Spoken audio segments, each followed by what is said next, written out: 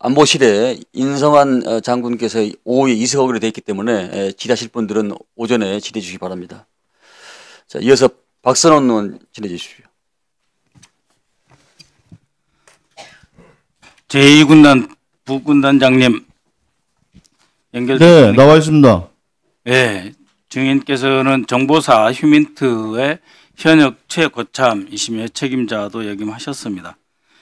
계엄 위기에 빠진 속에서 그 가운데 서 있는 정보사를 보면서 참 안타까운 마음이실 거라고 생각하는데 정보사 관련해서 가장 정확하게 증언해 주시기를 기대합니다.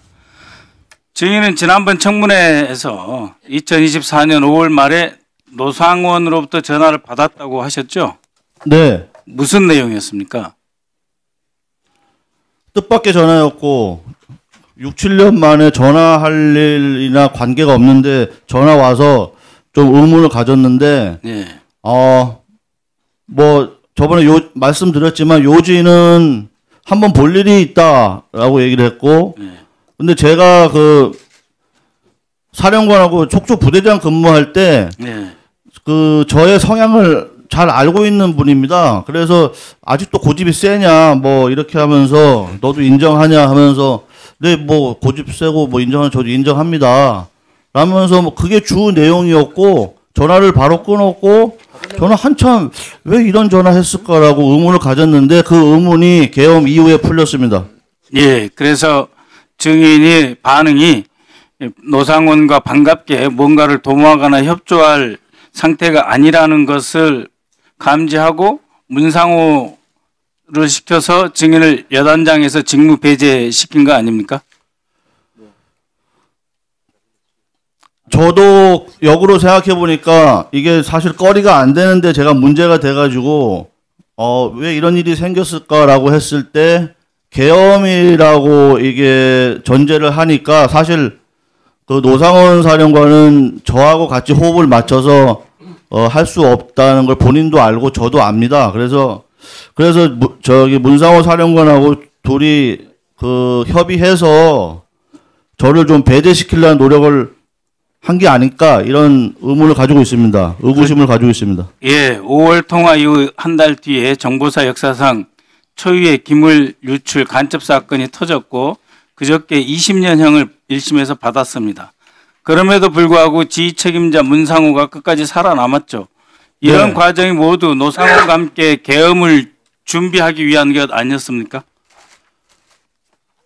결국 지금은 다 그렇게 판단이 되고 그럴 가능성이 높다고 저도 생각을 하고 있습니다. 사실 그게 언론에는 굉장히 크게 다루어졌는데 사실 언론에 다루어질 문제도 아니고 또 사건화가 생길 문제도 아닙니다. 짧게 얘기를 하면은 그때 외부 영해사무실 지원이 그 문제가 됐는데 사실 외부 영해사무실이라는 거는 저희가 민간 영역하고 협력하거나 협업하기 위해서 운영을 하는 겁니다. 그게 예, 목적입니다. 휴민트 관리, 블랙요원 관리할 때 원래 그렇게 해오던 기관 조직이었다 이런 말씀이시죠? 그래서 그걸 사무실 지원한 거를 업무 배임으로 걸었고 예, 그래서 이건 시간이 없어서 네. 다른 질문으로 넘어가겠습니다. 노상원 수첩 보면 정치인 납치, 북한군 복장, 미군 사례 등 지극히 비상식적인 내용이 들어 있습니다. 또 수거 대상, 수집소 이런 표현이 있는데 이런 거는 정보사에서 쓰는 용어가 아니지 않습니까? 그런데 마치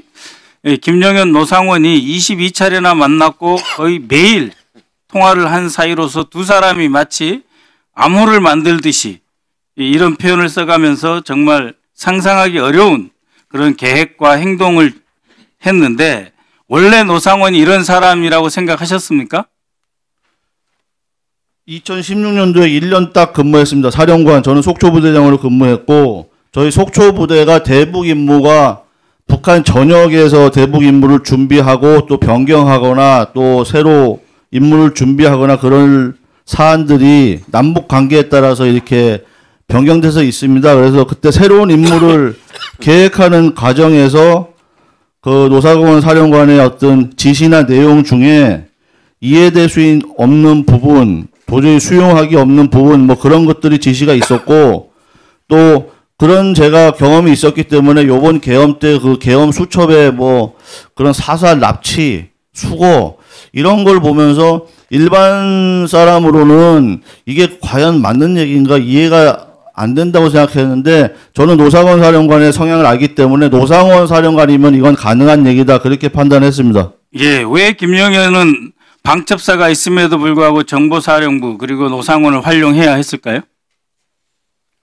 방첩사는 그 무력이나 완력 이런 어떤 특수 이런 인력이 없다고 알고 있고 예. 또 계엄에 필요한 어떤 그 작전이나 무력이나 뭐 이런 걸 동원하려면 방첩사는 안 맞고 예. 그건 뭐 정보사 그런 취지가 아닌가 싶습니다. 정보사 휴민트 조직에 계엄 임무가 있습니까? 원래? 즉 전평시를 막론하고 정보사의 휴민트 조직은 계엄 임무에 종사하지 않는 특수부대죠. 계엄 임무 자체가 없습니다. 계엄 임무 자체가 없고 저희는 전시 평시 임무만 있기 때문에 지금 뭐 불법 계엄 뭐 이렇게 얘기를 하는데 정상적인 계엄이라도 정보사는 동원될 수 없는 부대입니다. 바로 그렇습니다. 불법입니다. 예. 그래서 대한민국 계엄 역사에 정보사가 동원된 일이 없었던 겁니다.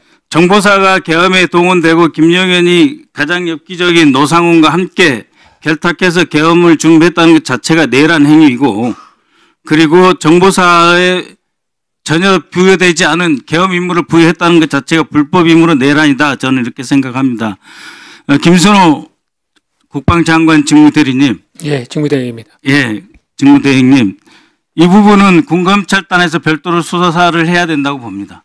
이것은 그냥 정보사령부가 윤석열과 김영현에서 동원됐다는 것이 아니고 법적으로 동원할 수 없는 부대를 동원했다라고 하는 것은 또 다른 차원의 문제고 그래서 내란인 겁니다. 그래서 직무대행님께서 이건 군검찰단과 다시 수사 지시를 별도로 내려주셔야 된다고 보고요. 마지막으로 간만에 뵀으니까 여쭙겠습니다. 지금 휴전선 상황 비교적 평온합니까? 예, 지금 전망상 저희들 안정적으로 관리하고 있고 대비태세 만전을 기하고 있습니다. 우리 군이 상황 장악하고 있다고 믿어도 되죠? 예, 믿으셔도 됩니다. 합참의장과 직무대행님 간에 이러한 대북 억제와 우리 국방을 위해서 긴밀하게 협력해서 전혀 문제가 없다고 하십니다. 예, 전혀 문제 없고 그 부분에 대해서는 안심을 하셔도 된다는 말씀을 드리겠습니다. 네, 수고하셨습니다. 자, 백혜련 의원님.